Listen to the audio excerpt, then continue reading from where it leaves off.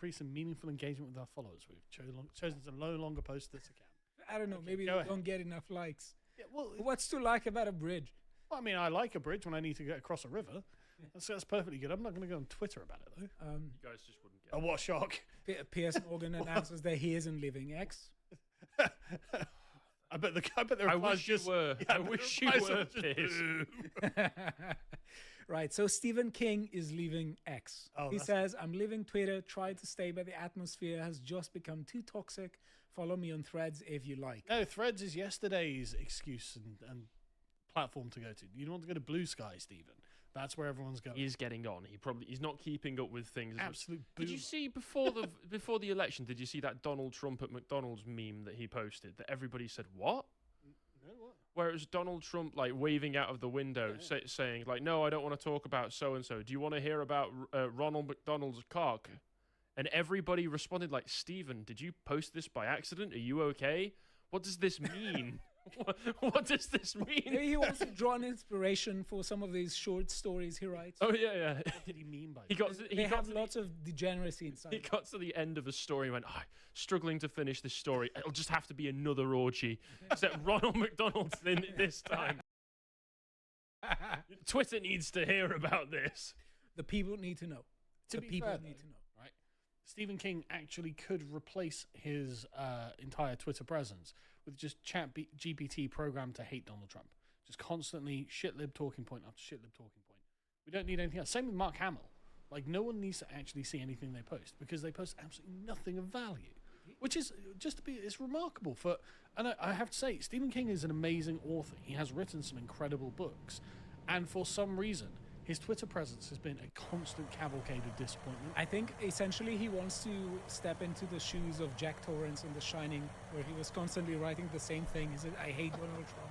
I hate Donald Trump. I hate Donald Trump. Also, on the books that he wrote that could be considered good, cocaine is a hell of a drug. Well, the thing is that the books are good. And lately, I think he has moved away from the more metaphysical and ghost stuff. He's trying to be a crime author. I don't like it, so I want him to leave Twitter and write some good horror novels as he used to write in the 70s and 80s. So please do this. Frank McCormick says, is there you, Stephen, talking about toxicity, having some of the toxic... Leningrad Lindsay. Yeah, I think he's talking You mean about Lindsay Graham? I think he's... I've never heard... James Lindsay? Stephen King has never heard of James Lindsay. Also, that's not even how you spell Lindsay's name. He's got an A in it. Anyway, you see the Republican Party, what a G-O-A-T.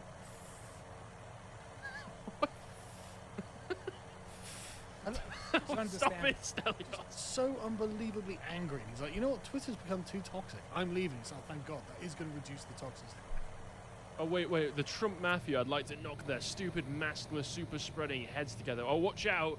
Old Stephen King is coming for you. Young Stephen King was never a beast. No, I've seen the pictures of of young Stephen King, and then you understand why he writes about the subjects he does. Yeah. You know MSNBC's host, Joey Reid? She'll be missed. Excellent. She's leaving. Yeah, that's so good. Hey guys, so today I finally did something I've been meaning to do for a while.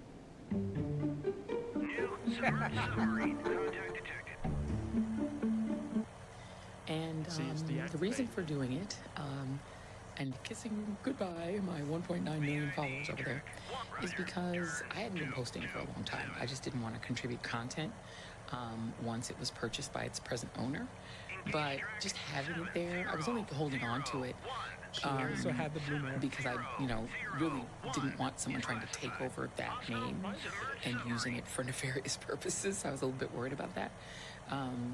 And also every so often I would use it to just sort of look at news that was trending and what's happening, and I would just sort of use it as an aggregator. But I just realized that's not really worth it, because in order to do the news aggregation and just look at all, you have to wade through a lot of dreck and a lot of just abuse and a lot of just negativity, and it's just not worth it. Oh, no one cares. Shut Harry, up. I like your reaction. I think I should put you in a room and have this on constant replay. What have I done to you? I don't know. It's just going to be fun to watch. What? Watch me get tortured? Right, so I want you to focus on AOC. What do you notice? Lack of pronouns. Oh, yeah. Also, just on what Joy Reid said, that she didn't want anybody to be able to like misuse her name. If she goes past the deactivation point and the account's deleted, @Joyanne Reid is then available as a handle. So somebody could. Excellent, Carl, 100 out of 100 points. She torpedoed her pronouns. Why is this? Well, apparently this was done once. She had the she, her in her description. You can see them here. She, her. But now it's she's and she, her. This was apparently once. So I'm not going to say anything. Jamie Lee Curtis is leaving X. Yeah, and I'm not going to describe what is being said here, but she is leaving X. I don't know if she had much of a presence. I didn't even know she had.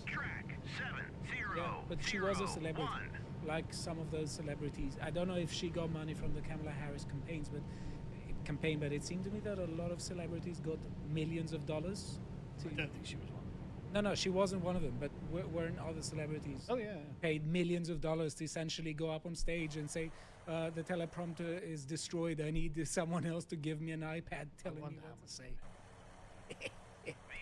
Right, so Nicole Wallace says here that as a human, she deleted Twitter, as opposed to what, an alien? Yeah, I do. Let's listen to him. I have this sort of insatiable interest in every bit of wisdom you can impart, and as a journalist, I hear you about girding ourselves for this moment. As a human, I deleted Twitter today as an act of self-preservation, and because I was no longer able to find the things I was interested in, and was seeing a lot of things that I'm not. As an act of self-preservation. Like she was spending so much time on Twitter, she was forgetting to eat. You know what's interesting though? MSNBC, their numbers are completely in the toilet. Like in the prime time, they were getting something like 50,000 views, and for the whole day, they were getting like 400,000 views in total for the whole day. Yeah. It's just like, oh my god. Like, But, yeah. No, I mean, their viewership is declining. well, it's not just declining; it's actually down like 50%. Surely they should be thrilled now that Donald Trump is going to be president again. They can go. It's free falling. This is like for them content for days. You know, like 4 years of us ragging on the Orange Man. Brilliant. We're going to make so much money. But he won the popular vote, and nobody cares anymore. But there's an interesting question here to ask. Where is all the empowerment? Where has all the empowerment gone? I mean, if all the empowerment goes to forge an elite sentimentality where you can't accept that other people may disagree with you, something's really wrong. Yeah, but free speech is when those guys get censored. We have here popular left-wing political commentator Jennifer Generous. Rubin announces that she's leaving X and plans to She New York Times or something like that. Yeah.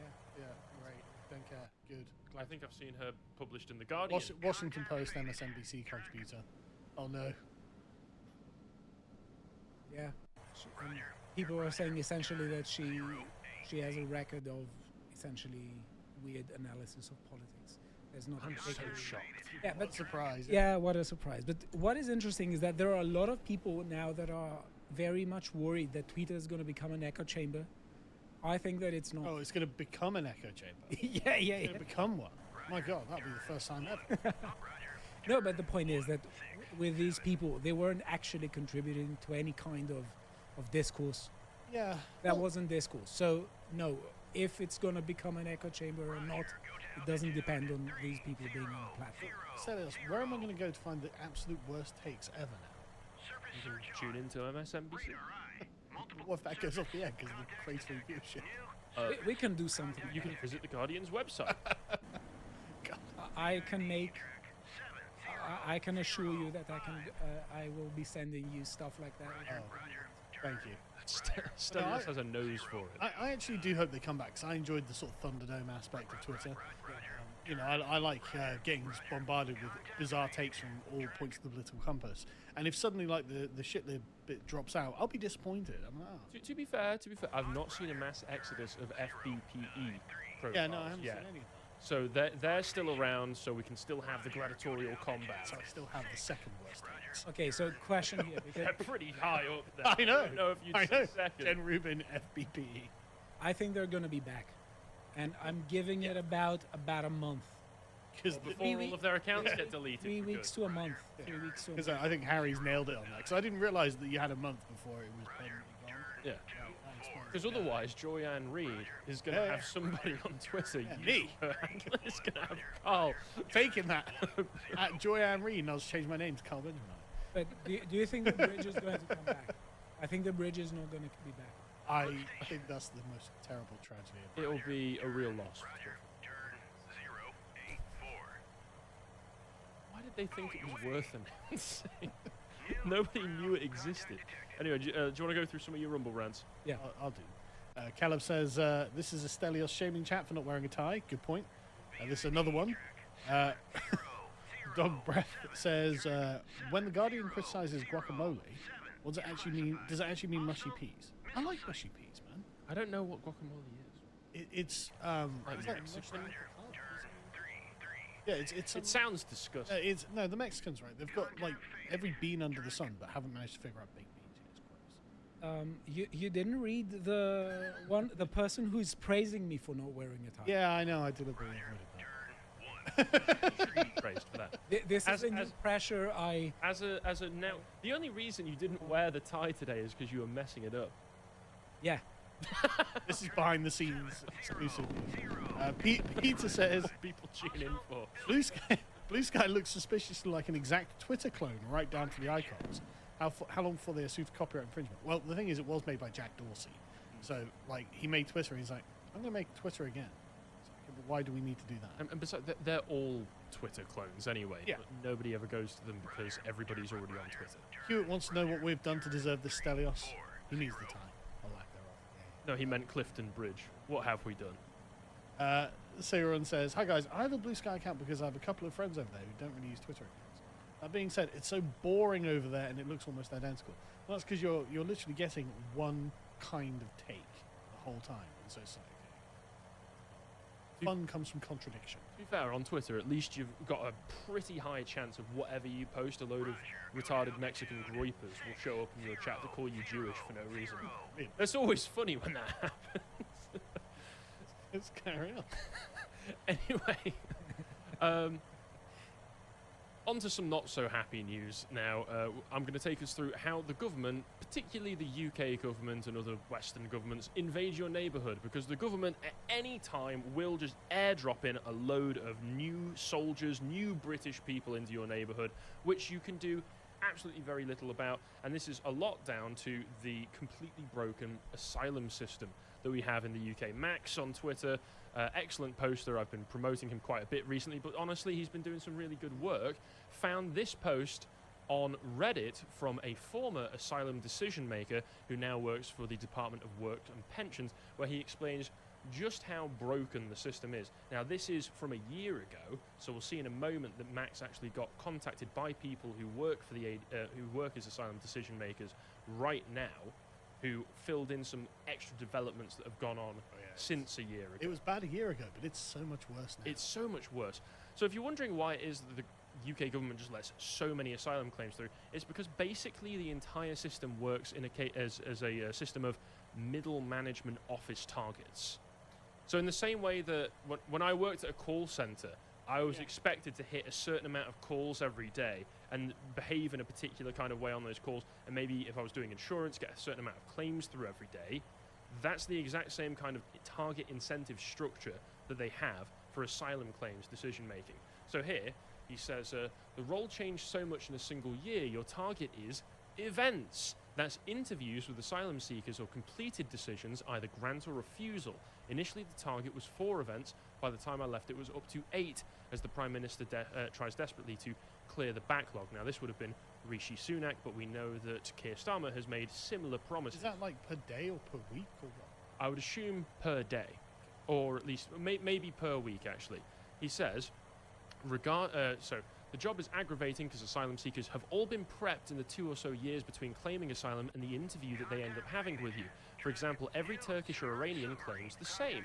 Supporter of a political party, spotted putting up anti-government posters, chased escapes, goes to uncles while the authorities raid their home, gets stuffed in a lorry and taken out of the country, every single one. Then there's Eritreans. If they prove they're Eritrean and not, for example, Ethiopian. It's just funny. Erdogan, check the lorries. Check the lorries. I know you've got him on speed dial, so I'm sure he'll take your advice there. Thank you, Carl. You're an excellent ally. Then they put if they prove they're Eritrean, they automatically get granted because nobody can legally leave Eritrea, and they will be imprisoned upon return. Hello, dictator of Eritrea. Check the lorries. Same for the Iraqis. Get them on the phone too, Carl. Every Iraqi needs a CSID card in Iraq, or they'll get questioned at checkpoints. Every single Iraqi claims that they have lost theirs, so they automatically get granted humanitarian protection. Lost it, bro.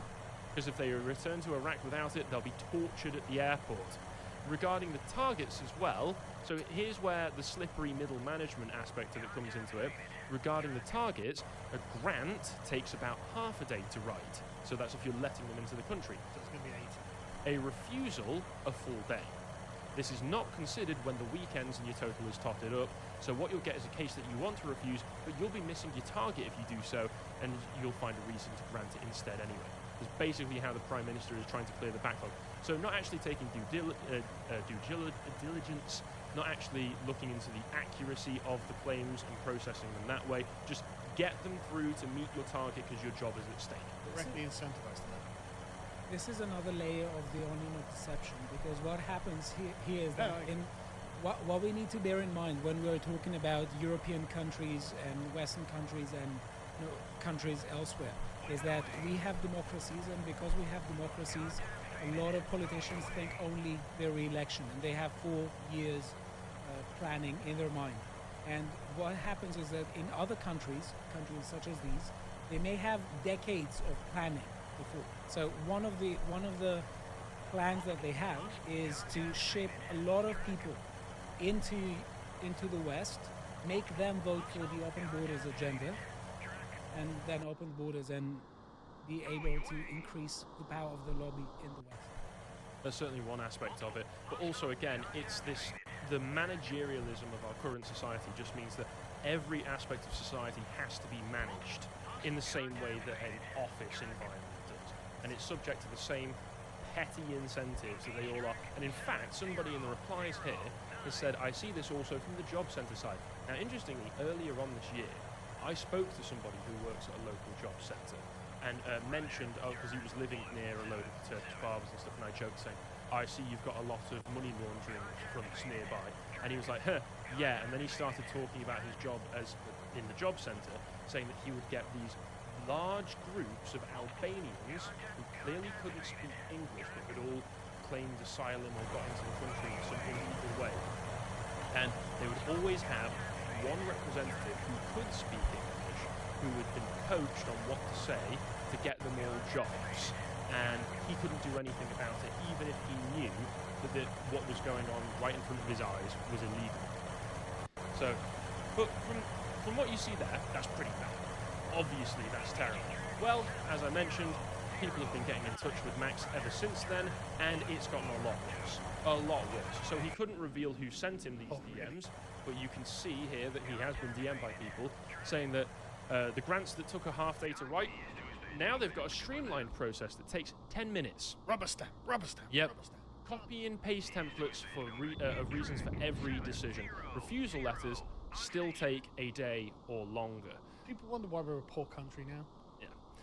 He says, I'm not exaggerating. If somebody is interviewed and the interviewer thinks, yeah, that's probably a grant, the streamlined process is 5 check boxes and 2 places to paste pre-written case law. That's just the job. The job, if you get hired as an asylum decision maker, your job is not to make a decision on the legitimacy of their claim. Your job is to rubber stamp it. And it gets even worse here. Vast majority, he says, of children we get are over 18, pretend to be kids. I know. Making a decision on age is the responsibility of social workers. If they make a decision that the applicant is a child, the councils get money, further incentives. And who do the social workers work for? Well, they work for the councils. So there's incentives at every stage of this structure to get them through and get them through as quickly as possible, because then The Guardian, The Times, all of the newspapers can print nice big headlines saying backlog cleared. That's the hope, at least. That's what the government wants. Yeah, that's what they want. That's what they hope. But then they keep coming across the channel, so the problem is never ending. And I bet they went to like the nudge unit and were like, look, we just need a system of incentives to get the people doing the approvals to just approve really quickly, and they're like, oh right, we can sort that out for you. Yeah, and you can see on the government website itself the kind of funding incentives that go to these councils. So as an example, Kent is recognised as being a geographical disadvantage because of the number of unaccompanied asylum-seeking children arriving by small boats. So additional funding is made available to encourage quicker transfers of these children from Kent County Council's care. And this was from 31st up until 31st of October, just a few weeks ago. And another scheme is going until the end of this month, the 30th of October. The one that was going up to the 30th of November.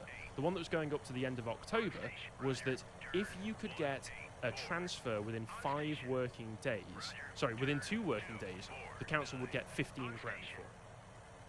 The one that's running up until November, the end of November, is if you can get it within 5 working days, a transfer from Kent to any other council in the country, you get 6 grand for it. And the councils are chronically underfunded, or at least they say they are, because they're spending so much in health and social care, as we looked into with Swindon last year. Yeah, every day I become more inclined to some kind of V for Vendetta solution. So yeah, let's just have it. They're not going to be spending loads of money on refugees. No comment. No comment on that. But here it ends up with situations like this, which is an excellent thread on a situation that is developing currently in Altrincham, which is a town in Greater Manchester. And let's go through what's going on. An influx of recent migrants to Altrincham has hit the local news, the national news this week, and this is an insider account of what has been going on. So as of last week, 300 all-male migrants were bussed into the Cresta Court Hotel in Altrincham. This was the evening that it was announced to the public, presumably to cause as little stir as possible. The deal was between Serco, the Home Office, and the owners of the hotel. When I take over Serco's gig. Oh, absolutely. The owner of the hotel, well, he was the former Football Association chair and ex-director general of the BBC, Greg Dyke, who received substantial compensation and ministerial approval to house these migrants. He'd previously given Tony Blair a £55,000 donation in the 90s and is closely affiliated with the Labour Party. So he's an insider, getting backhand deals from them. The hotel is within yards, I think it's basically opposite a primary school. 10 minutes walk from Loretto Girls' School and 17 minutes walk from Altrincham Girls and Bowden Girls' Primary, fueling concerns about the safety of the local children. What could possibly go wrong? Yeah, and the first that the locals heard about it, as you can see from the screenshot of a Facebook comment, was a news page posted that bookings for the forthcoming year at the hotel were cancelled without warning, including events and people's weddings. Oh, this is just like the migrant hotel we had very recently, where just all of the rooms in the entire hotel were just booked up indefinitely. So you can't do anything with the hotel because there are foreigners occupying. Yeah, you just can't do it. And then look at what this comment actually says. The remaining staff are told to wear their own clothes, no name tags, do not divulge any personal information to the residents, and they are told that the hotel cannot guarantee their safety. So that's how much the hotel trusts these men coming into the community. But of course, Greg Dyke's getting a backhand for it, so that's absolutely fine. By the way, don't dress like you work at a hotel because people might be angry with you. Also, can't guarantee your safety when you're working there. Good luck. Also, it's right near a load of primary schools, but we can't guarantee the hotel staff safety, but we're sure that nothing bad could happen with these schools. Absolutely fantastic. Would it surprise you to know that the local MP is this newly elected little Labour scrote? No. Connor Rand, He was a trade union researcher. Yep. Oh, so he's done a real hard day's work in his life. Yep, and this is the very first time Altrincham has ever voted Labour to represent them. Oh, that was a mistake, wasn't it? Well, but it was probably not that they wanted Labour, it's just that most people didn't show up to vote for the Conservatives. So who were the Conservatives who didn't vote for Reform? Yeah, that's a good question. So in response, a number of meetings have been set. The first was a Tory council members with limited capacity. The MP did not attend, but this was filmed by Sky at the local church. Despite heated moments, it was amicable, unlike the next one, when Connor Rand, the local MP, organised a drop-in session at the Methodist church opposite the hotel. Lots and lots of people showed up, and he showed up with a bodyguard, for obvious reasons.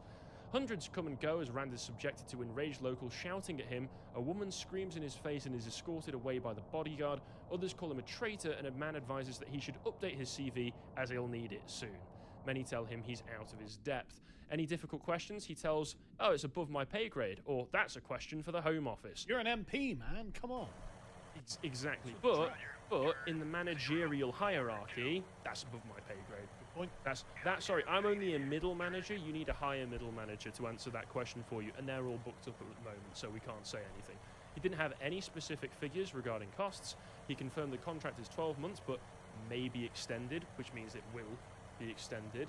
The locals ask if there's a curfew for the migrants. There isn't. So they're just free to roam as much as they want. This is crazy. And they've been given mobile phones. Oh, brilliant. So that's essentially a convenient way of everyone saying it's not my responsibility. Yeah. Yep. Well, we've given them mobile phones, so at least we know they'll be working Again, delivering. Petty middle management incentive structures and behaviour. That's not my problem.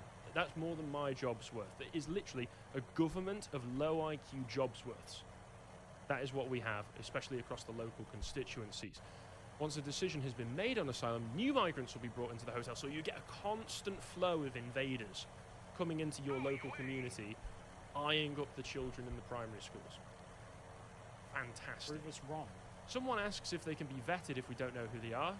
Rand says, well, they've been asked lots of questions. They're vetted, they're illegal immigrants. But we know from over here that the questions that they're asked, the people listening to those questions, are also jobs worths who are incentivized not to think too hard about it and push them through anyway.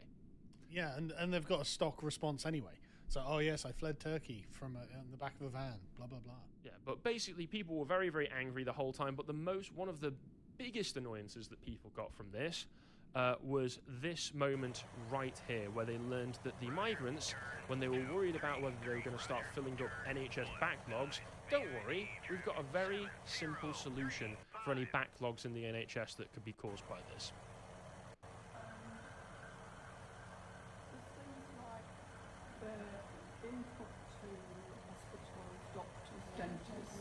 The facilities we have, we're already fairly stretched, I think, in the area. Is that going to be something? So my understanding is we're contracted with Joe Doc, which I think is sort of nighttime service. It's a private doctor's system. And my understanding, that's not statement. But that should mean they won't be putting weight on our local the local surgeries or the local doctors. We're on 3 years waiting list at the hospital, and we're finding out that our service that's given to taxpayers in the UK isn't good enough. that.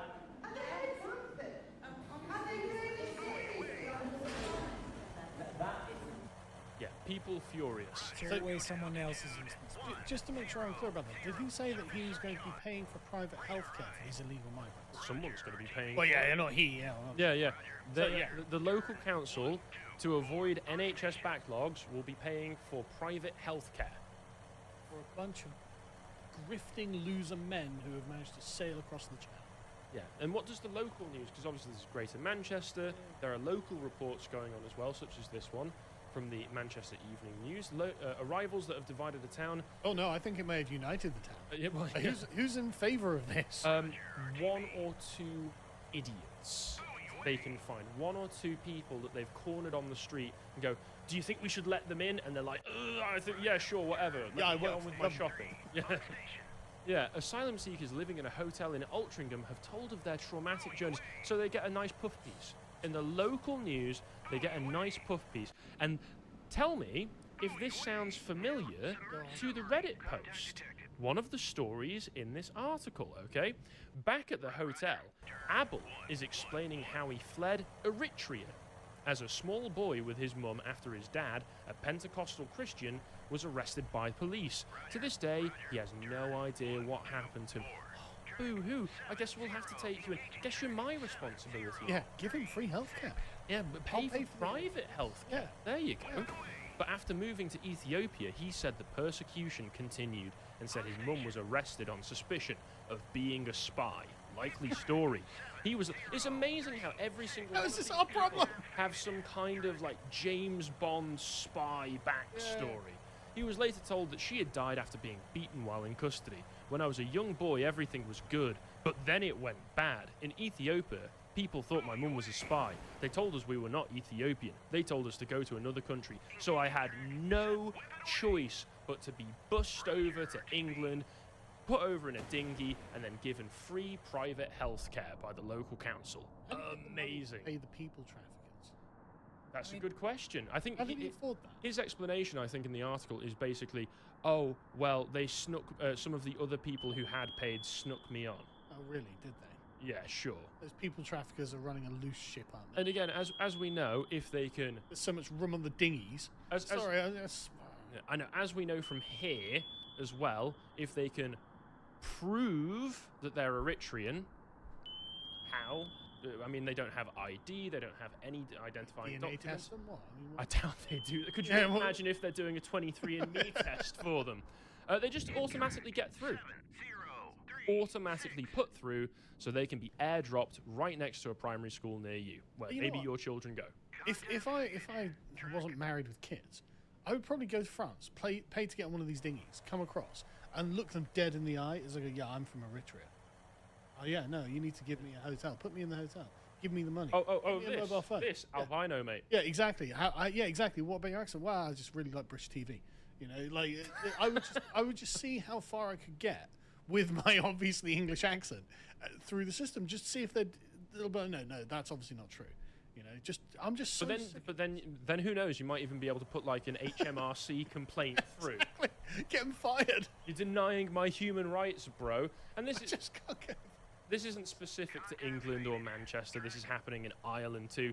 So this is in a place called Athlone, which is in central Ireland, where women are basically what's happening is in this area, an asylum centre is being built without the consent or information of the locals. In this video, the women are trying to block the vehicles carrying the building materials to the site that's going to have 1,000 migrants pumped straight into it. They really are speed running the English experience. Yeah, and here you can see the Garda, the Irish police, doing their civic duty, upholding law and order by pushing them around.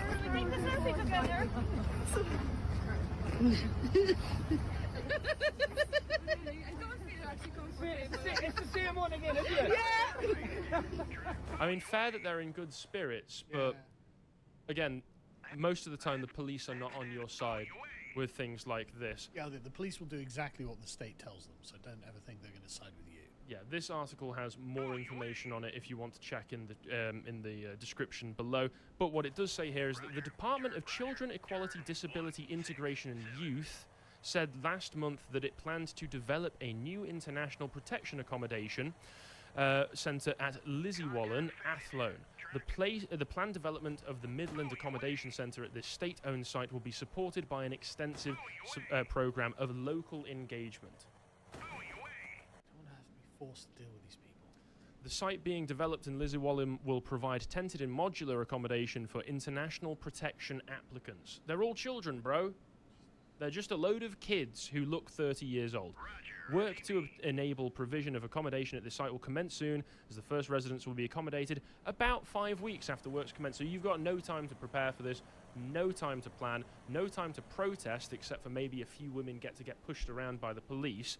But happily, there have been protests with this, peaceful protests, where there have been people show up in enough numbers after this video of the police pushing these women come around, that they have been able to block some of the trucks and lorries carrying building materials and at least slow down the airdropping of potentially violent invaders into their town. It's so bad that even the local council there, the local authority, has put in a complaint to the government and said, we never agreed to this. We don't want this. We're some tiny little town in the middle of Ireland. There's probably more like 19th century peasant town than anything than anything in England. And we've had several segments on this topic. Oh yeah. It's multiple times. Yeah. Atrocious. And not to say that obviously this is all completely intentional. There's been this very famous clip come out over the past few days of John McTernan, former aide to Tony Blair, saying that we want to destroy the small farmers, do to them what Thatcher did to the miners. So this is all completely intentional. They want to destroy your local community. They want to break up local ties, local bonds, local traditions and cultures, so that you can just be another deracinated tick box, another deracinated figure on a spreadsheet that could be moved around according to the whims of middle management. And at the very least, somebody like Jeremy Clarkson in the UK, in England, is starting to try and stand up with it, and using pretty extremist terms by saying that they're trying to ethnically cleanse British farmland. And whatever you think of the language he's using, he's right. He's absolutely right. And people do need to stand that up will to be this. the consequence of this, even if that allegedly isn't the intention. So Let's move on to your segment. well, yeah, We've got some normal rants, yeah. A. Miller says, giving them phones, it's almost like they want them to be able to organise. It makes about as much sense importing Germans in the 1940s and giving them radios. Yeah, I mean, it does seem like essentially it's like, here's a phone, don't become a drug dealer. It's like, okay, I won't. Also, don't call all of your friends back home and tell them that how easy it was to get here. TikTok videos to show everyone how this was done. And then videos threatening Nigel Farage. Yeah. Anyway, so in response to what is happening, the farmers in Britain are actually rising up. There is going to be a protest on Tuesday the 19th of November, so next Tuesday in central London outside of Parliament, and we are going to cover it. I'm going to go down to it and interview a bunch of the farmers and ask them what their opinions are. Why are they here? But to be honest with you, I think I'm just going to... I know what I'm going to say. It's like, well, the Labour government appears to be trying to destroy us completely, and we don't want to be destroyed. Before we go on, though, do go check out our merch store. Go get a For England t-shirt, because frankly, this is the theme of the day, as far as I'm concerned. Let me pinch that. Sorry. Right. So this, of course, all begins with the government changing inheritance tax when it comes to farms. The agricultural property relief is what's known as, is a type of inheritance tax relief. So normally this is on quite expensive farms, but the government is going to change this so you will get you will only get the full 100% relief on inheritance tax for farms up to £1 million. Now, England is a small country. We have a very large population. Therefore, land costs a lot of money. Therefore, you don't have to have very much land to have £1 million worth of farm. In fact, it's probably not even very big, to be honest, by like by Australian or American or like Russian standards or something like that. By any other country that has quite a lot of land, England's going to be a very expensive place. And so what this means is above this amount, landowners will have to pay an inheritance tax at a reduced rate of 20% rather than the standard 40%. You think, okay, that's not too bad. Well, no, hang on a second. If you are imparting a piece of land from you to your son, that suddenly comes with a massive bill. You haven't made any money on the land. You've just suddenly incurred a gargantuan bill from the government. And again, £1 million worth of farmland in England is not that much. And in fact, I have some numbers that we're going to go through in a minute, which will tell us exactly how much a farmer can expect to make on around that sort of thing. But for what you're saying there, for the audience, just consider, say you've got a farm that costs is worth on paper about £2 million. You're about to pass it over to your son, and all of a sudden it's got a £400,000 bill attached to it. Yeah. Just what are you going to do? Just out of the ether, the government shows up and says, "Oh, haven't you forgotten to ask somebody?" Yeah, you're going to have to sell 20% of your farm in order to be able to pay that bill. Brilliant, thank you, government. And so they did this, and they were like, "Look, this isn't going to affect most farmers, we promise." But I guess they must have failed to understand just how expensive land is in England. So figures produced by the Department for Environment and Rural Affairs, Food and Rural Affairs, have been interpreted by farmers groups to suggest that up to 2/3 of farms could be hit by this. So 66% of the farms are going to be hit by this, right? Whereas the Treasury had claimed it was only 28%. It's like, okay, only 28%. Only nearly 1/3 of farms are affected by this. But no, 2/3, right? And so the figures they have shows the average farm is worth £2.2 million, and 66% of them are worth £1 million or more. So most farmers are going to be hit by gargantuan inheritance tax bills from the government. Now, just to make it clear, I hate inheritance tax as a concept. It seems to me intrinsically unjust that after every single goddamn tax on everything that you have to pay, and you have to pay loads of taxes that you don't even see. There's loads of hidden taxes and everything you buy, like VAT and duties and all this sort of stuff, right? And that's just on top of the government just reaching into your pocket and just be like, yeah, I'm taking a quarter of that, right? On top of all that, finally at the end, you've got the slow trickle of money. You're like, oh, I'm going to put a bit of that away for a rainy day, and the government goes on, haha, no, you don't. I'm taking some of that too. I hate it. I hate inheritance tax so much. Right? And again, I don't stand to inherit anything. I'm very much against it on principle, right? So the point being, almost the majority of farmers are going to be affected by this. So brilliant. Okay, great. The Labour government is liquidating the kulaks, as every good communist government does. And so the farmers are protesting about this. Not a great surprise, right? It would be remarkable if they weren't protesting about this. As they point out in Yahoo News here, like, well, this is going. The farmers say that this will have a, quote, catastrophic impact on farms and family-owned farms, and will lead to food rises. Well, This is just like the government coming in and saying, I'm your partner, your business partner. Basically, yeah. I mean, it's not even necessarily that. It's the government actively saying to farmers, yes, we are targeting you. Yes, we are persecuting you. Yes, we are doing this on purpose. And if you could have a little bit of wiggle room before to say, well, that's not what they're doing. They're trying to do it. The excuse was to try and target rich fat cats who try and buy farmland so they can avoid taxes later on, because a few rich people have done that in the UK. Well, then we have John McTernan explicitly saying we should destroy the small farmers, saying we don't need them. And as Jeremy Clarkson pointed out when he talked about this in the Sun, he's like, why is it such a carpet bomb effect that you're doing? Why is it 2/3 of farmers are going to be affected by this?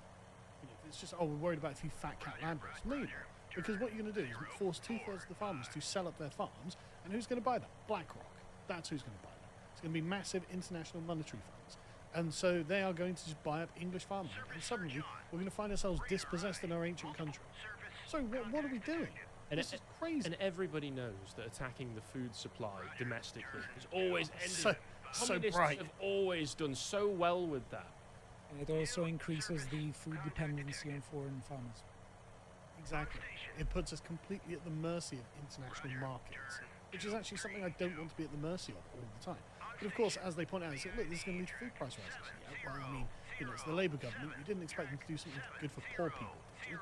No, they're going to make things more expensive, obviously.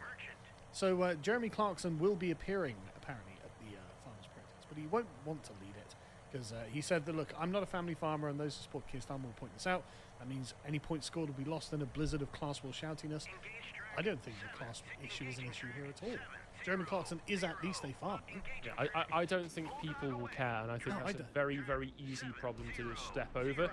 But consider this from John Campbell's Hero's Journey. What is this? This is the refusal of the call. That's a good point. That's a great point, actually. But Clarkson is, of course, incredibly sympathetic, because he's got, and we know exactly how Clarkson engages with his farmers. He's been on bloody Clarkson's farm for the last 4 years. On that show, you see his active attempts to try to help the other farmers around him, because he knows they form a little community of their own, and he knows how much they have struggled. Yeah, and exactly. And again, if we hadn't watched him doing this for the last 4 years, then maybe we'd be like, wow, what does he know? But no, we know he knows, because we've seen the meeting. They sat around despondent that things are getting worse and worse and worse, and Clarkson's just like, okay, what can I do? Anyway, so there was a petition by the farmers, because thousands of them are opposing this. 1,000 people a day were signing an Ulster Farmers Union petition. So when this a couple of days ago, 9,000 signatures added to it of farmers, not just random. 9,000 farmers have got together. The Agriculture and Environment Minister Andrew Muir has told the Assembly that many farms across Northern Ireland will be affected by the change, particularly the dairy sector. Oh, good. The price of milk's going to the price of beef. By his research, the department indicated that 75% of dairy farms fall above the tax threshold. But it's because cows aren't cheap. So you need land and cows, and that's not a cheap thing to have. Right, okay, brilliant. So you've got 9,000 farmers petitioning the government saying, listen, this isn't good. Here is an actual petition. Could you please change your position on this, because it's going to ruin us? And the government's like, no, obviously not. How about you get, like, I mean, just Just a flat no. Well, did you see something fun about Rachel Reeves, who is the head of the Treasury now, who put forward this budget, which was that for a very, very long time she'd been claiming that she'd been an economist at the Bank of England from 2006 to 2009? Well, some plucky journalists unearthed that actually she wasn't an economist. She worked in the sales department at Halifax for 3 years. And she very subtly changed it on LinkedIn. This is, I thought it was the Bank of Scotland, actually. I think it might have been the Bank of Scotland. But the point being, a salesperson is exactly where she should be. Just in an office somewhere, wearing her pantsuit. Well, now I think she should be in a prison. Well, yeah, obviously, but like, like a person of her intellect and status should never have got to Chancellor of the Exchequer. This is crazy. Maven pointed it out, just saying lowest IQ government in British history. Yeah, 90 IQ government. It's so obvious. It's unbelievably destructive because ultimately, what's the end game here? Destroy British farmers. Exactly, And and destroy it has Britain. never worked. Yeah. Communist farming has never worked. And yet here we are in Britain in 2024 And no- with a communist government. She put up a picture of the founder of the Communist Party of Great Britain in her bloody office, and now she's destroying the kulaks. And not only this, but also the plan for increasing centralization of the economy. It's such a good idea, Stellis. What are you talking? Le- 20th century has shown us. leading millionaires and billionaires to leave the country. Yes, 9,500 of them a year leave Britain. Yeah, but Carl, have you considered that people aren't going to be as envious? They aren't going to feel as envious because they're not going to look at their neighbor. I don't know and if say, "This neighbor is gonna any have of us have considered the real point of what they're doing here, which is, I mean, these farmers don't need as much land as they have, because we know from the theories of Comrade Lysenko, Yeah, that's a good point. if you put all of the seeds together, Plant them closer, they're Plant- cooperative, yeah. yes, Yeah, they You, cooperate and with road better. you also have to put communist music. The crops have to listen to Mao speaking. But I think you've hit on a real point there, Stelios. Finally, I'll be able to sit down and go, thank God I'm not envious of those goddamn rich farmers. Yeah. Because obviously I spent all day, every day grinding my teeth about the wealth of farmers. Yeah, if you are a person who does that, you have no right to be anywhere near. Yeah. them.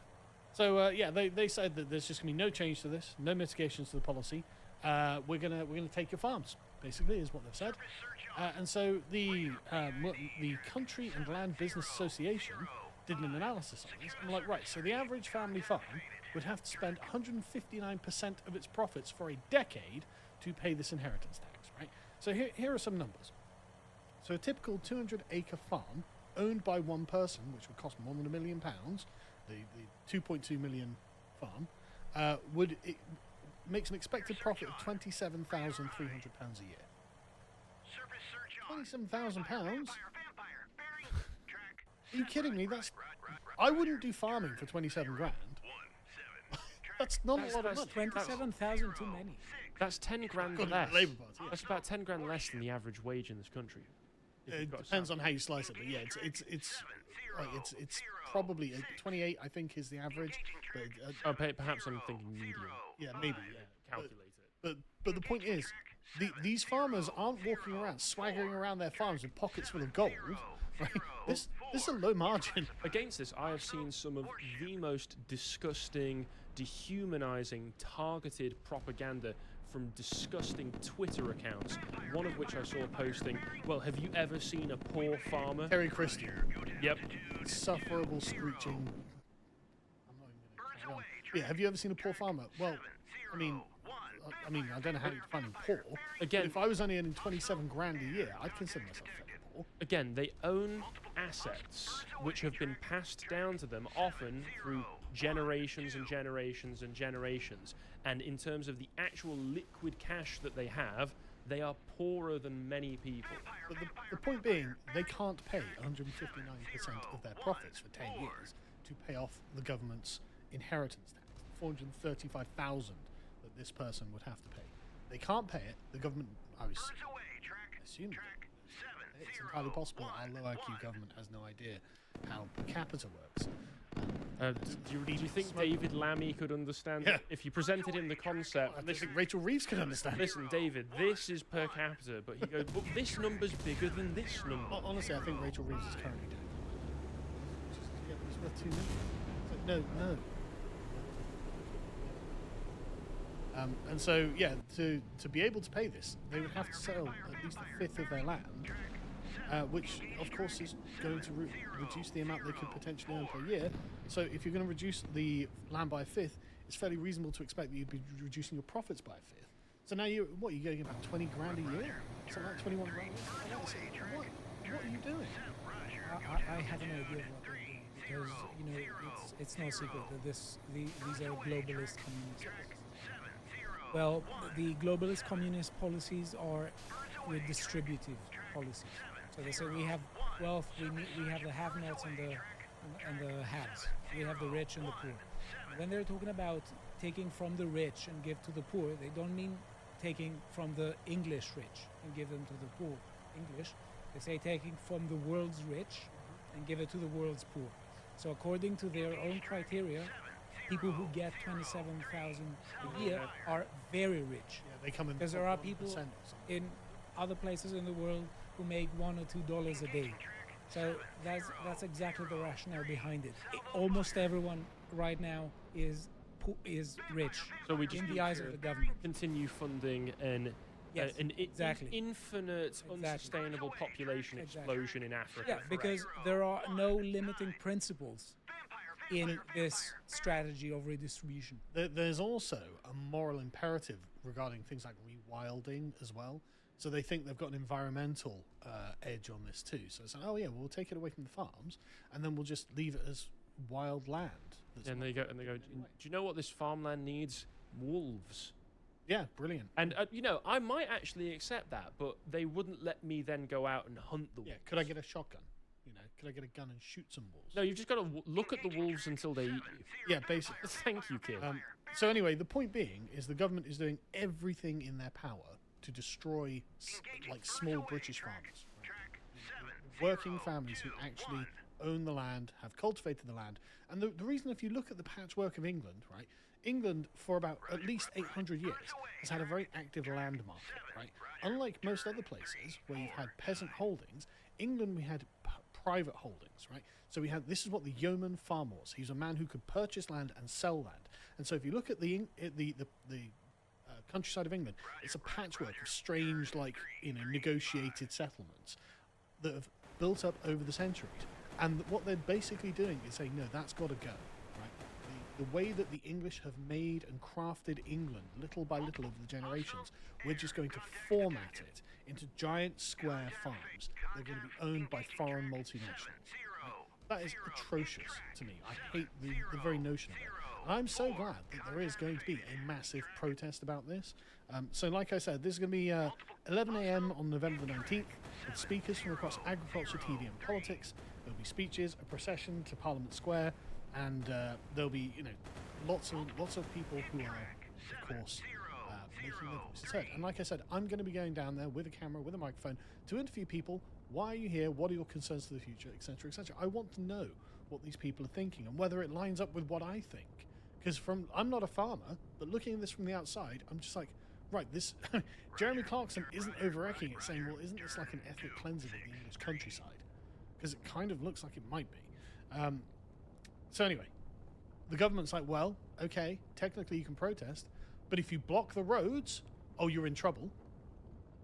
Don't you dare block those roads, because then we're going to arrest you. So that what they're worried about is something like the truckers' protest in Canada, or the farmers' protest in the Netherlands, or the farmers' protests in France. And they're looking to deal with it with the same tactics they used for the protests earlier on this year after Southport, meaning that, well, if there's 20,000 of you on the street, well, we may not have those spaces in prison right now, but you'll be damn sure we can release 20,000 murderers to make way for you. And now, don't get me wrong, I'm expecting everyone, of course, to be calm, polite, lawful, orderly, obviously. So am I.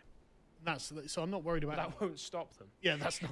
They were literally not going to stop. We got footage of the police literally just picking up people off the street who were standing near the protest. Yeah. There was one guy who was just shouting at the police. Okay, but am I allowed to shout at the protest? What are you talking about? Anyway, so yeah, if they block the roads, they're going to be facing the Powers of the Highways Act in 1980. Which makes it unlawful to obstruct any of the roads. And of course, they've just banned the tractors flat up. You're not allowed to bring tractors here. If you bring tractors, we are going to arrest you, says the British government. So anyway, Oh, and look at this number one on must read in politics on the bar there. Rachel Reeves handed major setback as UK growth slumps. Well, who could have predicted that? she looks like a HSBC bank clerk, doesn't she? Yeah, like a salesperson. Yeah, she just doesn't look like she should be where she is. Noted economist Rachel Reeves causes growth slump in the UK. Not at all Incredible. amazing. Not at all like, with a mini budget that was actually quite economically sound, which crashed the economy. What's this one about Angela Rayner sparking through from Locals, seizing control of 8,400 home town? I don't... Right, we're not going to... That'll be for next week. Yeah, that'll be for next week, where the Labour Party are continuing to steal everything the English own. But anyway, so I'll see you on Tuesday, folks.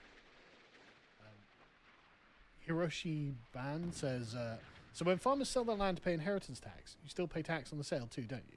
I'm not sure. Evil so. Yeah, of course you pay tax on the sale. You pay tax on everything. Yeah, it's a shock that the government haven't started implementing a breathing tax because you're expelling carbon into the atmosphere. Every tax is a breathing tax. Yeah. Graham Denton says, existential threats and humiliation. It all seems worse than being conquered. Well, we are being conquered by globalism. That's the problem. If I were reading these stories in a history book, I would have already expected a revolution. Matt says, what will it take for Prime Minister Jeremy Clarkson happens? I really need the show Clarkson's Kingdom in my life. Yeah, now, all I'm saying is the next season of Clarkson's Farm, it's going to be banging. You might be in it. I know, it'd be great. Nigel Farage, Jeremy Clarkson. But I'll be trying to interview as many people as I can on Tuesday, so make sure you're down there. If you're a farmer watching this, by the way, come over and say hi. Because like I said, I'm not engaged in the farmer community. I'm a townsman. So, but I'm very sympathetic. Reese says, but we need to pave over the countryside to build 5 Birmingham-sized favela cities to accommodate our infinity migrant overlords, bigot. Good point. I wasn't considering that. And Ryan says, I feel totally black-pilled after today's show. When will things change to the better? They'll change to the better when we get to Lads Hour, about an hour from now. We'll be watching The View and how they're coping and seething over Donald Trump's victory. So at least things are getting better for the Americans. Things in Britain currently still suck. All right, then. And with that, let's go into the video comments. How many video comments?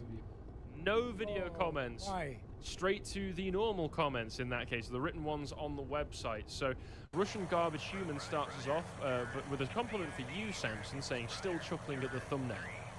I haven't seen that. Have you not seen the thumbnail? Get the thumbnail up on the screen for us there, Samson. Oh, sorry. I can see it there, actually. Oh, yeah. You can see it directly Jeremy below us. Clarkson throwing Don Lemon off a bridge. Off Clifton suspension. And X is in the sky watching like Big Brother. I appreciate Lady Dragonhawk, though. Carl, your tie is wonderful. Don't listen to the naysayers. My wife is among the primary of the naysayers with this tie. She doesn't like the fact that I'm wearing it with a sort of reddish... There were murmurings in the office. Personally, I think he's getting into the Christmas spirit with that colour scheme. I appreciate that, Lady Dragonhawk. I like it. So I'm going to like it. Do you want to read some of yours, Stelios? Yeah. Okay, so Stelios' Greek yogurt. People need to realize that Twitter isn't an airport. You don't need to announce when you're leaving. The fact so many of them do this just shows how large their egos are. It really is about ego battle. Yeah. I think it might also be a ploy. They're really hoping there'll be an influx of support in the replies like, no, don't leave. We want you. We love your takes. Please, we can't live without you. So they'll be able to turn around in 29 days' time and say, well, through popular demand, I have returned. Yeah, but I mean, like the far right. To be fair, if I left, I would also like to announce it. Just, as an FU to people Yeah, but you're from the other side who wouldn't want me to announce it. Right, okay, so you're a flamboyant contrarian. Colin P. Leftists leave X, and once again, nothing of value was lost. Yeah, but the point is, they're going to return. Direct Power. Regarding the great X Twitter exodus, that crowd forgets they carry the misery. Going to Blue Sky or Threads will not change this. If those places end up becoming toxic, and they want to look for something responsible, they only need to look into a mirror, assuming they can see reflections. Remember, they view toxicity as any right-wing opinion. Yeah. So, Blue Sky and Threads probably won't become toxic, because why would you use those if you could use Twitter? I think Twitter's going to improve now. Do you remember the first time this happened, when Elon first took over and they all went over to that website, Mastodon? And it turned out that Mastodon was this weird, decentralized social media hosted in Japan, has literally no moderation It whatsoever. has no moderation, so it was filled with child porn. So And Nazis as well. yeah. So all I'm saying is maybe Stephen King leaving Twitter hopes he can find a similar experience elsewhere. Remember when Elon Musk took over? All right, everyone, I am sad but unsurprised to report that the Democrats have learned nothing from their disastrous election bid with Kamala Harris. Nancy Pelosi the other day deciding she's going to run for yet another term in Congress. The problem being she'll be 86 when she takes office, and she will probably inevitably win that particular seat. Link in the description. Archived, of course. She's also delusional, and this speaks to a larger problem within the Democratic Party. I'm going to analyze Pelosi's personal statements, which have been debunked completely, but the problem is that the Democratic Party at large appears to have adopted the same basic principle, the same one that lost them this last election. Now, I would like, because I'm not a Republican, I'm not a conservative, I would like to have two functioning political parties to choose from. I've only got one right now. It's the Republican Party. It's not my natural habitat, for certain. I'm an invasive species within the Republican movement because I don't share all of those same principles. It'd be nice if the Democrats, therefore, were to offer me something that didn't involve apologize for being white, give up your guns, and give us more of your fucking money, but that appears to be the basic ethos. Pelosi is goddamn delusional. Again, link in the description. She comes out the other day. They're talking about illegal immigration. And she tells one hell of a whopper, oh, well, there were more border crossings under Trump than there have been under the Biden administration. Yeah, maybe if you only count his first year in office, that would be true. Since then, things have metastasized quite nicely, if you want slave labor, unfortunately resulting in hundreds of thousands of people who are either derelict or being trafficked at this very moment.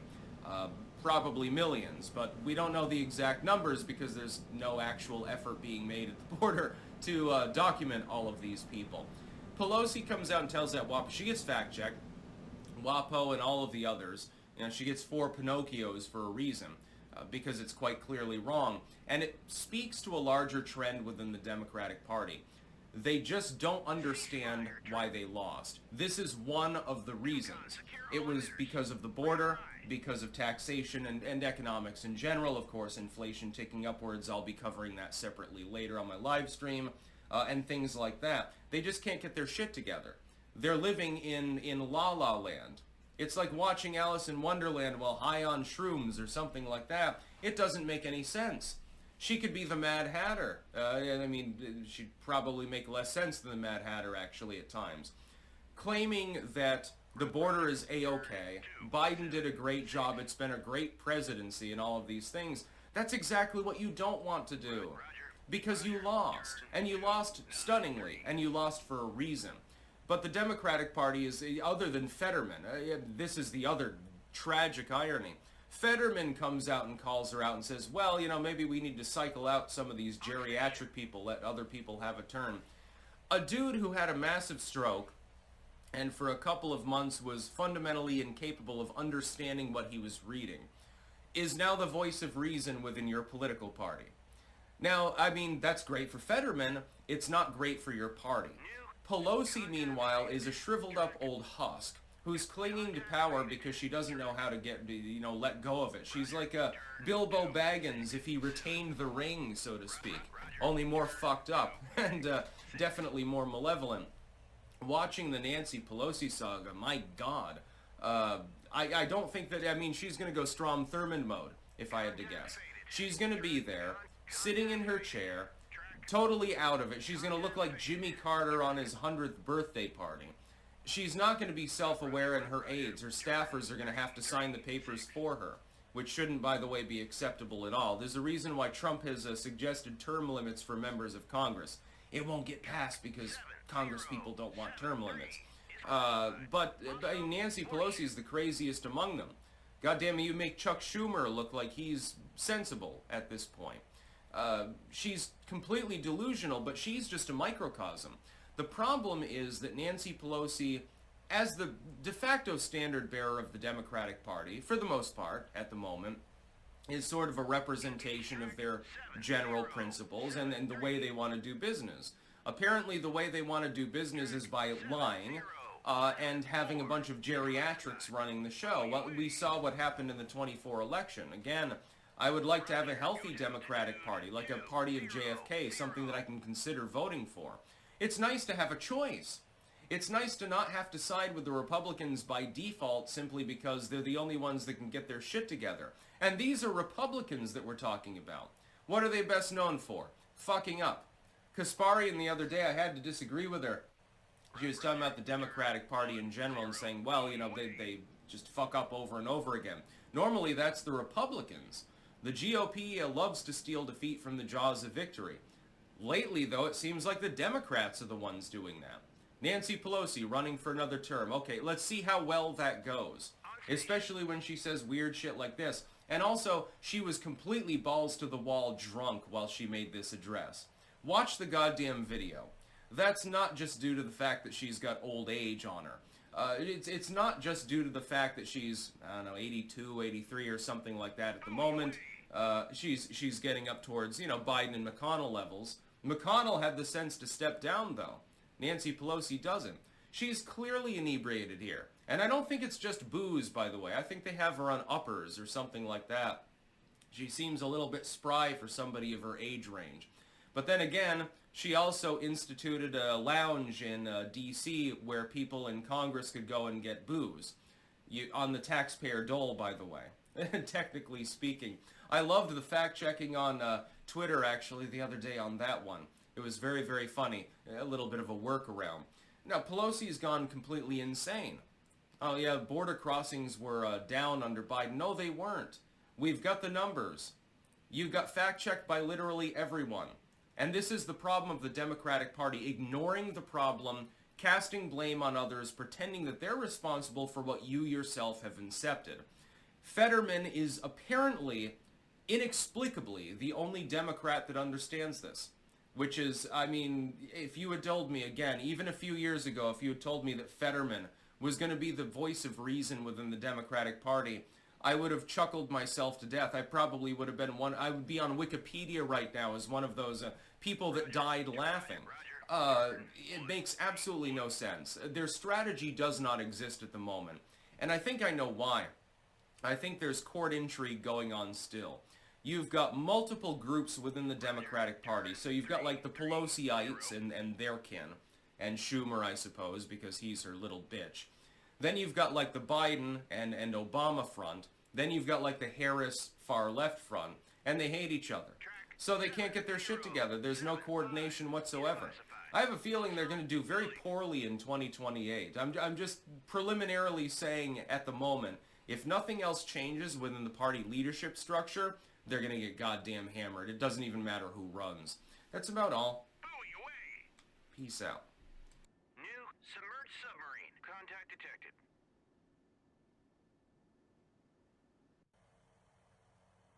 New ground contact detected. Roger, turn.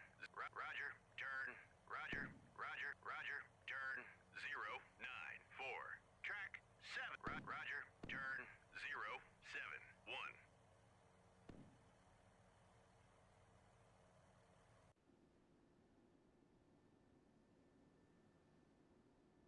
Weapon error. No track assigned. Contact faded. Track. Weapon error. No track assigned.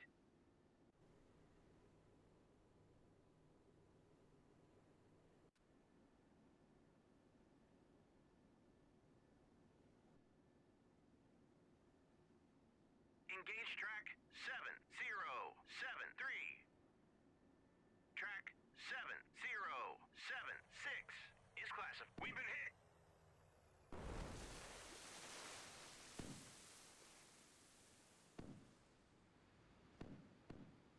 Contact faded. Track.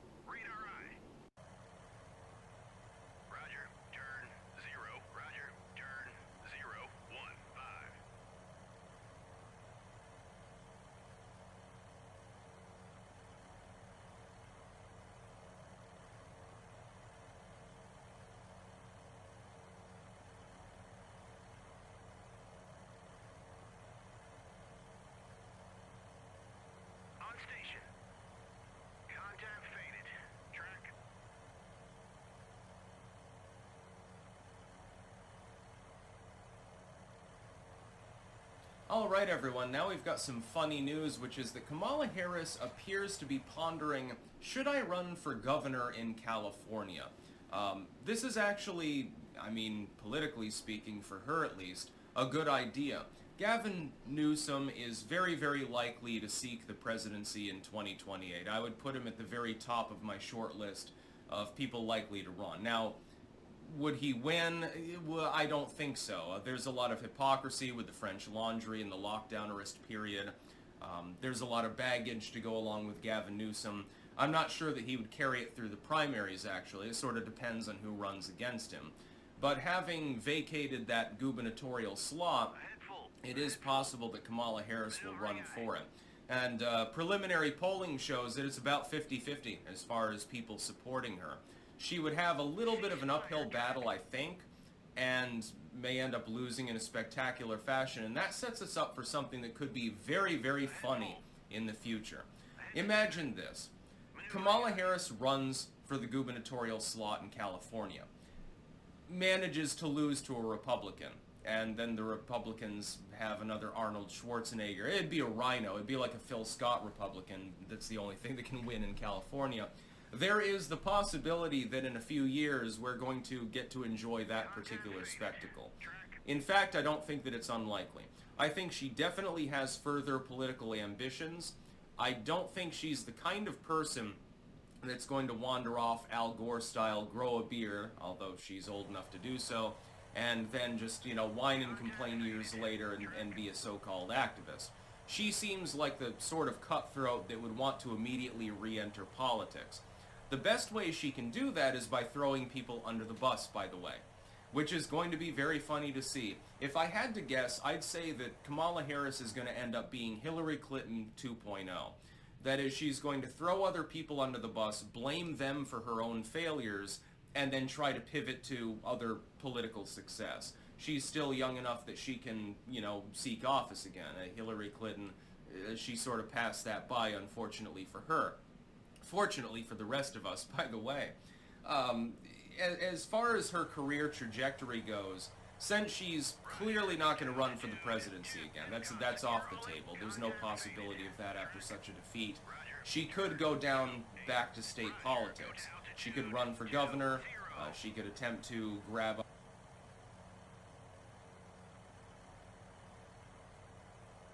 up a representative slot or something like that. It's always possible. So you haven't seen the end, I think, of Kamala Harris. You've seen the end of her in national politics, but not necessarily at state-level politics, because of the very interesting dynamic that's building right now. Like, you've got a bunch of people huddled together. They're like, hey, Trump has won 24. He's got 4 years to go. After that, he can't run again. Trump is no longer a political issue. He might be in the background advising people. He might be in the back. He's certainly going to do fundraising and stuff like that. Don't expect him to stop his rallies anytime soon, for example.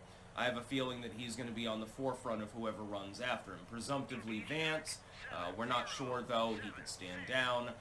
Trump could favor someone else. Maybe Vance gets fired. We're not exactly sure. Anything can and does happen under a Trump administration.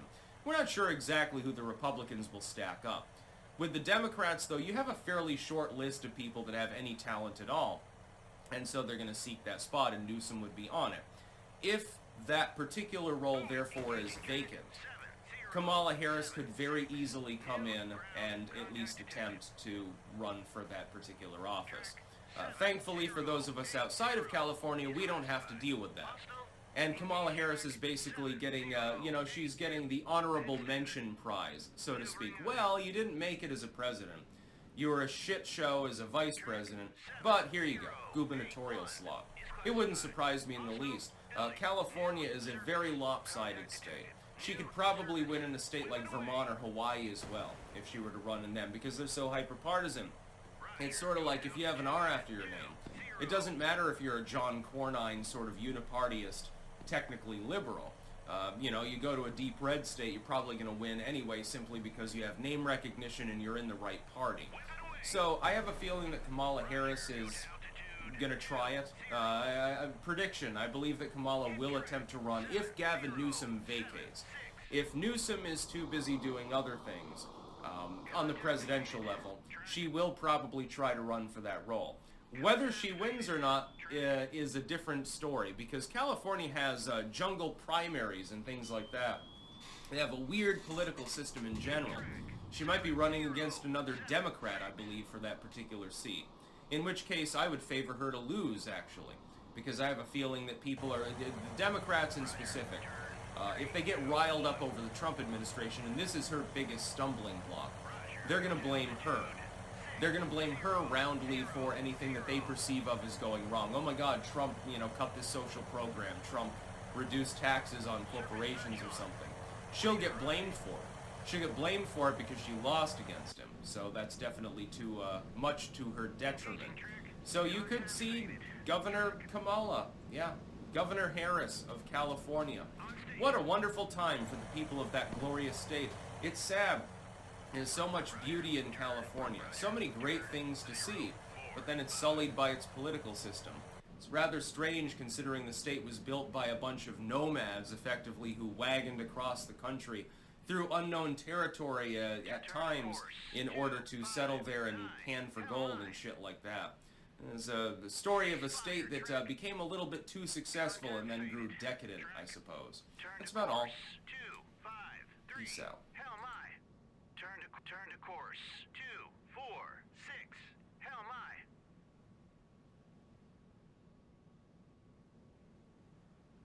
Contact faded. Track. Roger. Contact faded. Track.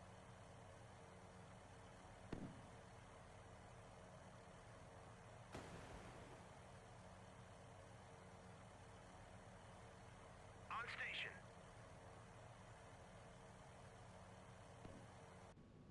Ahead standard. Maneuvering eye.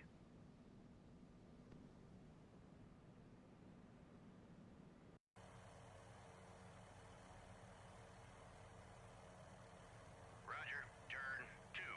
Roger. Roger. Turn 3. 1. 8.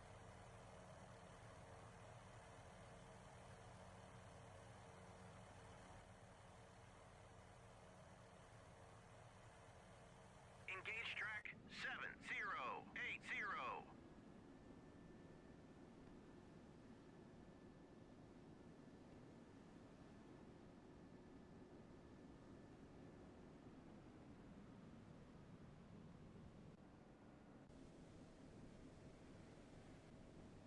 On station.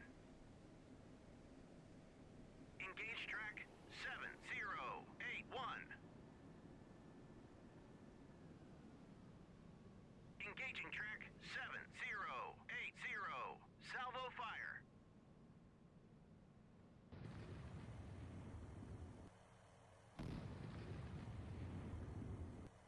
Surface search on.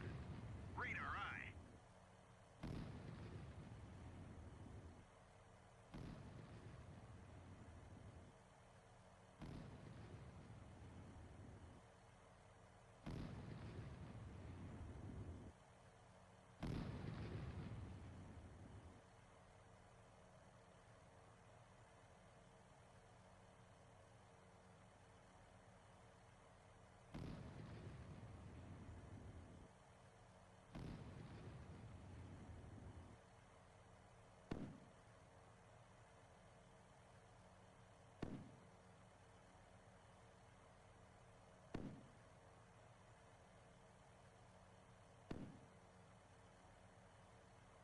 Roger. Go to altitude 200.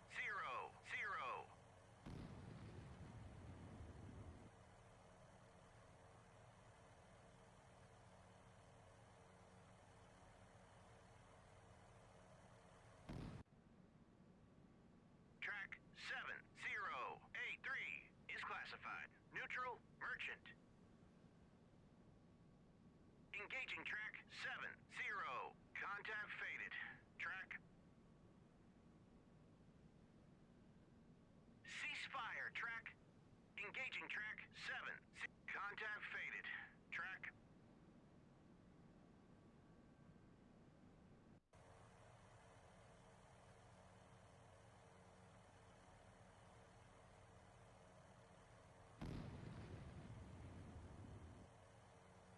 On station. All right, everyone. Trump's wins keep coming. RFK Jr. now appointed to Health and Human Services. Yes, you heard that right. I strongly support this move, actually.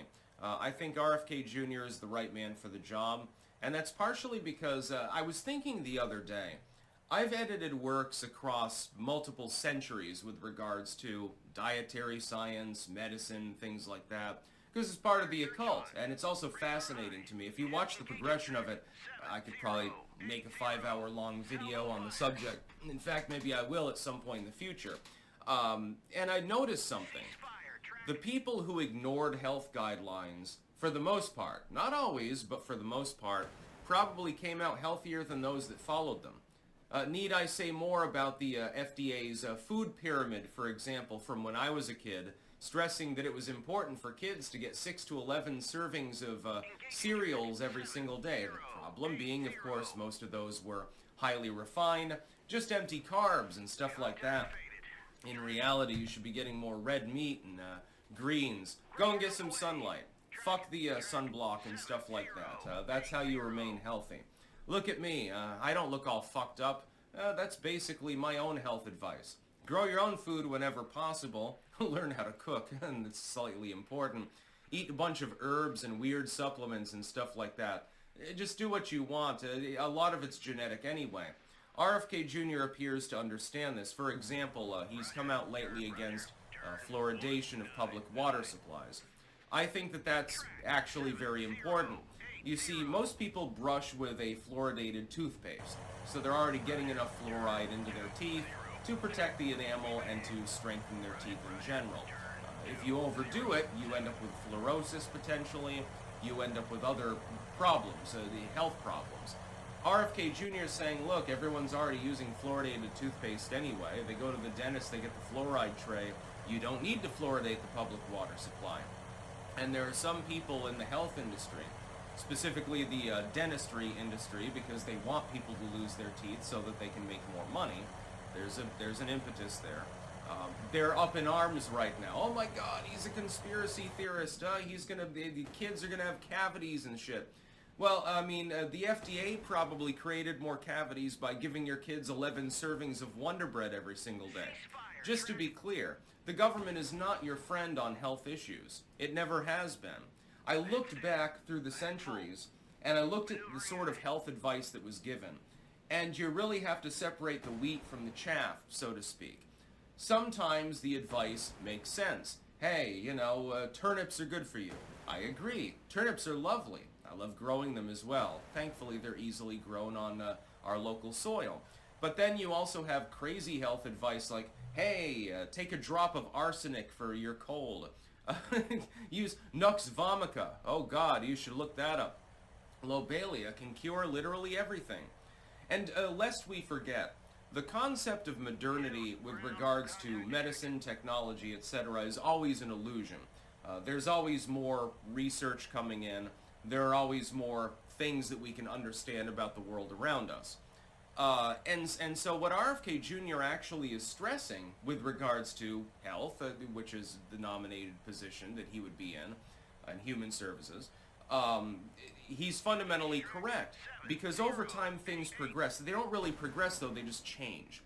Eggs were reasoned to be the devil back in the 90s because they've got cholesterol in them. Oh my God.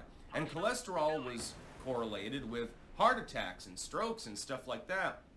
We've realized now, of course, the cholesterol is the byproduct, not the cause. It's good for you to eat a couple of eggs each day. In fact, your grandparents, they probably ate 4 or 5 fucking eggs before they went out and got 10 hours of exercise. Health and the guidelines thereby keep changing over time. I have my own regimen that I stick to. Seems to be working pretty well, actually. And it has nothing to do with any FDA guidelines. I completely ignore them. Do I like, basically I just eat whatever the fuck I want and then get plenty of sun and exercise. That's the way to go. Just have a happy complexion. You'll get less wrinkles. RFK Jr. seems to understand this basic premise. The FDA and other groups do not. Also, it's epic trolling. RFK Jr. has been, for a couple of years now, castigated by the so-called health community, and by many politicians in tow, as being like he's anti-vax, he's anti-science, he doesn't know what he's talking about, he's the health version of Joe Rogan, oh my god, conspiracy theorist. But yet he's right. At least on some counts he's right. Now, am I a super fan of RFK Jr.? No, of course not. There are things in which I deeply disagree with him. For instance, on guns.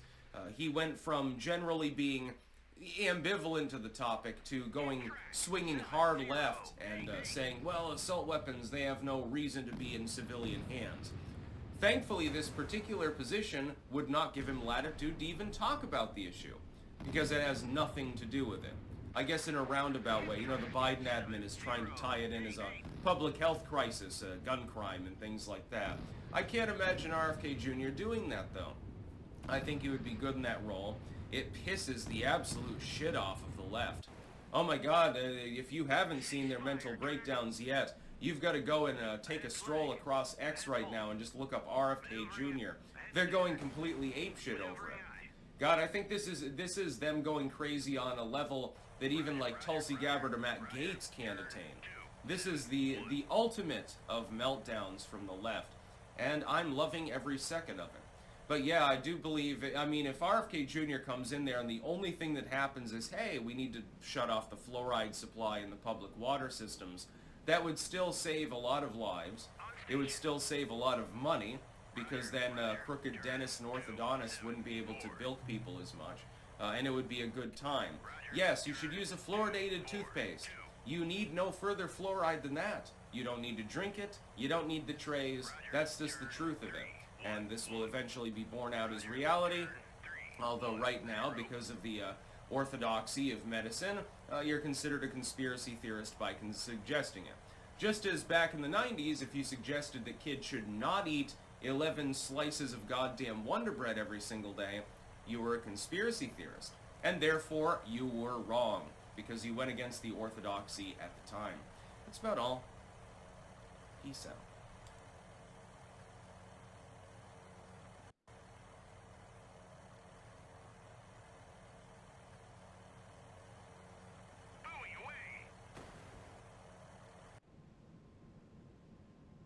Contact faded.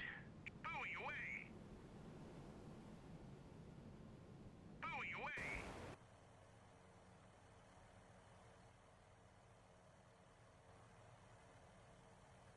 Roger, RTB.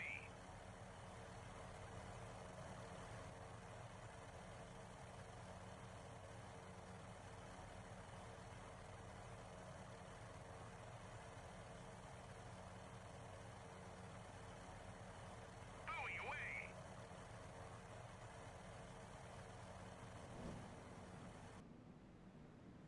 Buoy away.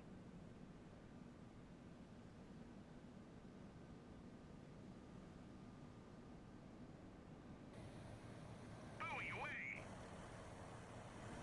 Roger, go to altitude 3.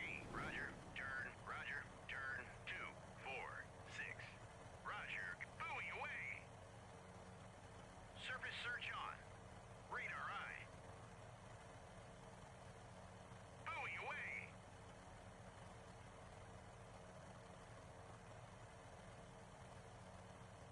On station. Buoy away.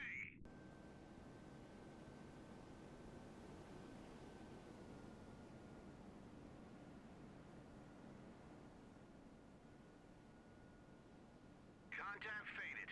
Track.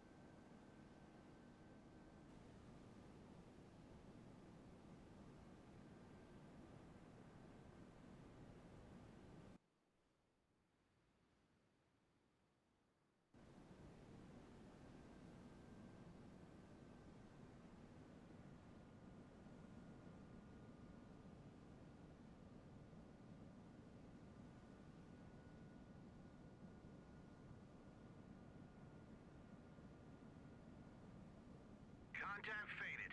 Track.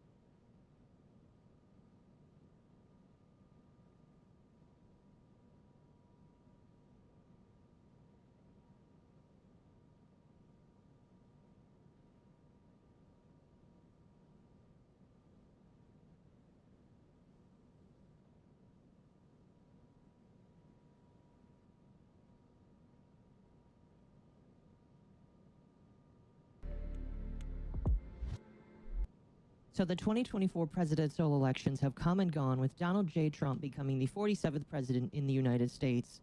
The days leading up to this election were full of plenty of people hopeful of their candidate's success while wishing for the people to vote for them or perish.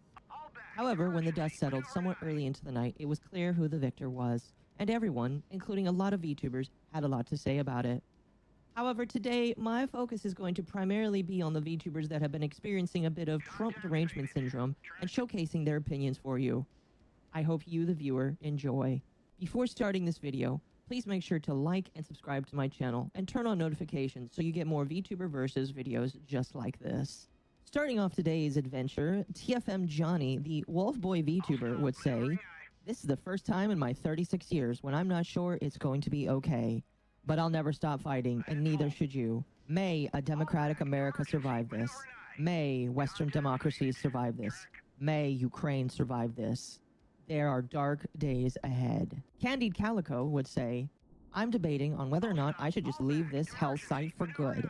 Please, for the love of all that is sweet, follow me elsewhere," while linking her Blue Sky account. Qblitz would say, "Since Trump is winning, and if Project 2025 is implemented, I might just end up off TBH. Golden Tatsu would say, quote, "You're a VTuber. I didn't follow you for your political views," unquote.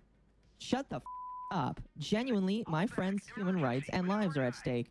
I may promote myself as a cute little dragon VTuber, but so help me God would drop it all for my loved ones. Your immersion. Cora would reply by saying, "Followed for based and cute." Tatsu would say, "Followed back for being cute and based." Cora would reply by saying, "Just a couple of based cuties over there." And Infi, who is probably not a fan, would take a picture. Devouring Mobius would say, "First and foremost, VTubers are living beings that deserve to be treated appropriately, fairly, and with respect, just like anyone else.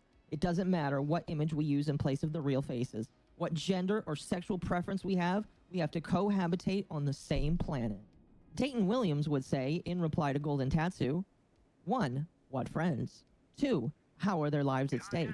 Tatsu would reply saying, "I find your lack of empathy towards your own community disappointing. Trump is going to attempt to remove trans care on a federal level and has used the trans community as a scapegoat for his entire campaign. The trans community at large just wants rights and to be left alone. Trans people have had higher rates of depression and having your human rights treated as an option is going to cause that to spike. Trump's actions are going to cause more of this to happen, and those are the lives I want to protect." Dayton would say, "Higher rates? Then what? Then you have to ask why. With this in mind, what actual rights are being taken away? Adults would still be able to transition. It just wouldn't be covered by our socialized healthcare systems, meaning it would be out of pocket. We can still get married. Trump didn't give AF about who marries who before 2016. Metalord would say, "At least you, Tricky, and Cocoa Nuts can go mauled together," with Tatsu saying, "Yeah, okay, Metalord 395, skull emoji." Eva, in reply, would say, "Right now, it's important to view things calmly and rationally. The closer you are to the situation, the less effective you are in fighting for those rights you believe are under threat. Lead with emotion too much, you end up harming the very thing that you stand for. Calm is key." Tachi Pruitt would say in reply, "Because currently your actions are unbefitting of a content creator." With Tatsu saying, "Ah yes, the content creator Bible I swore into means I just throw away my morals and values. Forgot about that part." Leg Xassy would say, "You know your soul? Remove that. Definitely not for content creation, /S. Senex would say, "He could barely care if you watch his content anyway. Him losing viewers like you won't impact him anyway. Dumb idiot." Mitris, in reply to Tatsu, would say, "I would always wonder why entertainers think their uninformed, half-baked, and sometimes just dog political opinions matter. At best, you're cutting your audience in half." Tatsu would say, "Because I'm a human being, American, and speaking up for the lives of those who will be affected, including mine. I'm an LGBTQ creator, and I literally gained more traction to me off this post alone. But please keep speaking like you understand it all. My audience is fine." Mitris would say, "Please do tell me how you're affected then by a different old man being in office in 2 months." And then Schwinn would say, "Are you deaf and blind? Question mark, question mark, question mark." Mitris would say, "Neither. I'm just curious and want to know exactly how this election affects him." Schwinn would say, "Trump is going to actively make things worse rather than just continuing the status quo." Metis would say, "How is he going to do that?" Schwinn would say, "Because he's the president? Question mark, question mark." All the other branches of government are also controlled by the Republicans. He can issue executive orders. He can ask Congress to pass bills. And Mitras would ask bills such as, Expert Armchair would say, democracy is a game of seeing who can alienate the least number of demographics. Any entertainer who announces their willingness to alienate their audience is automatically ill-suited to fighting, let alone winning, political battles in a democratic society. Many online creators don't realize that more democratic their society is, the less effective content creators become at playing politics. The reason for that, in a healthy, functioning democracy, one that has not begun to erode itself by devolving into tribalism and outgroup animosity, politicians and content creators have completely opposite goals. Content creators set out with an idea of who they want to form their community and will semi-regularly prune their communities, whether intentionally or accidentally, to fit their ideal audience. Democratic politicians need to appeal to as many groups of people as possible, and so they can't afford to be choosy or alienate people simply because of a difference in opinion or even personal values. At the end of the day, if you genuinely believe that the rights and lives are at stake, then you owe it to those who you seek to protect to fight for those rights and lives effectively. However, that requires playing by the rules of democratic policies, i.e. not allowing your personal feelings and values to get in the way of the wider appeal and forming alliances with people you have differences with. If you as a content creator are unsuited or unwilling to play politics according to the laws of a democratic society, if you are willing to completely cut off those who would share a different viewpoint instead of clawing to reach a common ground, then there are at least one of two uncomfortable truths you have to confront. 1, you don't care very much about democracy. 2, you care more about your own emotional catharsis than effectively fighting for a political cause in a democracy. Hazumi would say, lost complete faith in my country tonight. Looking at the tallies makes me sick, and I'm at a complete loss for words. Stay safe, y'all, and would then say, woke up to losing hundreds of followers over this tweet. Good. Get out of my space and my community. Sarah would say, I genuinely don't know what's worse. The impending doom knowing my rights will be taken away, or knowing I'm surrounded by people who proudly and actively contributed to it. Follow me on Blue Sky at joecat.net, which is a now blocked account of the actual Joe Cat would say, it's the most unfair thing that you have to keep fighting, but I beg you, please be brave. Please be safe. Please try to survive. Harry would say, bro, being on here is unironically making me lose my cool and making me anxious.